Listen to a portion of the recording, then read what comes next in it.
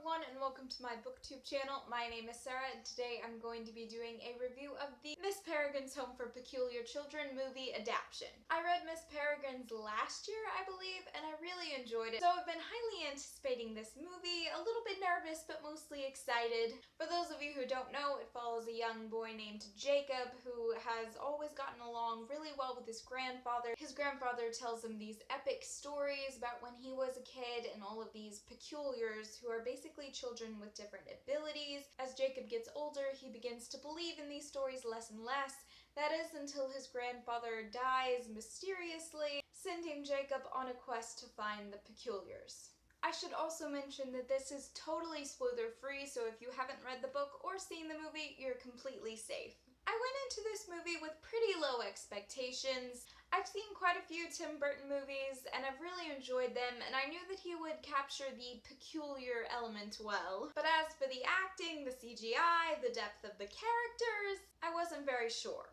And since film adaptations are very rarely as good as the book, I didn't want to get my hopes up only to be let down again. But I had the pleasure of meeting Ransom Riggs at one of his book signings recently and hearing him talk about this movie adaptation and his experience as a part of it. He talked about everything very fondly, and so that had me crossing my fingers that this one would turn out well. Luckily for me and the rest of the Miss Peregrine's fandom, it didn't suck. Let's start with the setting and the way everything is built up.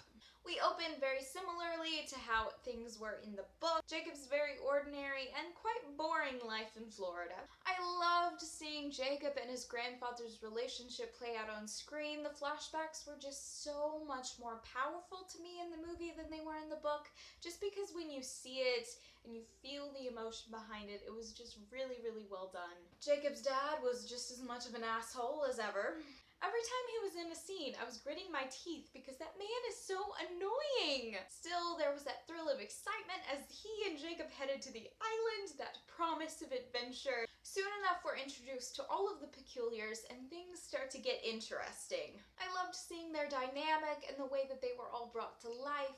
I'll take this time to address the elephant in the room, which is the reversal of Emma and Olive's powers. The change itself didn't really bother me, except for the fact that it felt kind of pointless. Although I think it added some interesting challenges and some really pretty scenes, I don't think it was all that necessary. Some of the peculiars definitely shined more than others. In the book, Millard was one of my favorite characters without a doubt, but he didn't have half as much sass in the movie, which was a little disappointing. Bronwyn was a surprise to me. She stood out a lot more in the film than in the book, and I really ended up loving her as a character. She was independent and kind and strong.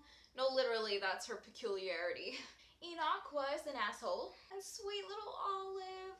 Aww. I especially loved Eva Green's performance as Miss Peregrine. She was everything that character needed to be, stern and mysterious, and yet somehow utterly charming and wonderful at the same time. The introduction of the characters, of course, means more world building and effects. You could definitely see the Tim Burton flair in this regard, although sometimes it did feel just a bit cheesy. The hollows were definitely a lot more terrifying in my head than they were on screen, but that's not necessarily their fault because a person's imagination is always that much more awful than anything on screen. The cinematography was beautiful, especially the scenes that were done underwater. They were just breathtaking, but bumps. I'll see myself out. The pacing is what I would describe as slow and steady, although it did have its few key moments that were fast-paced. Everything had a very steady flow until towards the end where there was a sequence involving cotton candy and skeleton soldiers. None of that was in the book, and I really don't think it should have been in the movie either. The overall strangeness of it fit, but the actual content itself I don't think was necessary, and there was a good like 15-20 minutes there that were just pointless. Also, the relationship slash romance between Enoch and Olive felt a little weird to me. The initial tension between them I think was done really, really well, but the eventual confession felt a little bit stilted. In conclusion, there were a few things that I didn't like about this movie, but overall I really enjoyed it. I'd give it 4 out of 5 stars or 70 out of 100%. They wrapped things up pretty well, but there are always those threads with potential for a sequel, and since it's doing really well in the box office, I'm hoping we get Hollow 6. guys should let me know down below if you have seen the movie yet and what you thought of it, or if you've read the book and what you thought of it. If you guys like this video, please give it a big thumbs up and subscribe if you're new here. I post new videos twice a week. If you guys would like to follow me on Twitter or any of my social medias, I will leave the links to those in the description box below, as always.